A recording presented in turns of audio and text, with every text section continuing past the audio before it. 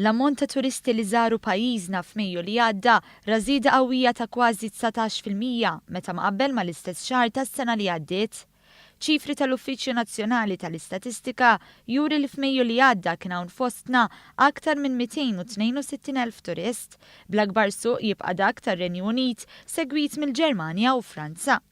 Filwaqt li l-maġġoranza tal-viżitaturi żaru Malta għal skop ta' btala, f'Mejju ta' din is-sena aktar minn 17,000 oħra żaru lil pajjiżna fuq xogħol.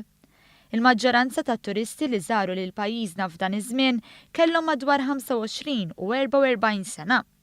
L-ammont tal-jieli li t-turisti qattaw f'pajjiżna wkoll żdied b'madwar 20% u laħqu l-1,700,000 lejl. Wasmat li n-nefqa totali tat-turisti kollha f'pajjiżna kienet dik ta' 197 miljun euro. Dan ifisser żieda ta' kważi 17% meta mqabbel man-nefqa tat-turisti f'pajjiżna tul ix-xahar ta' Mejju tal-2017.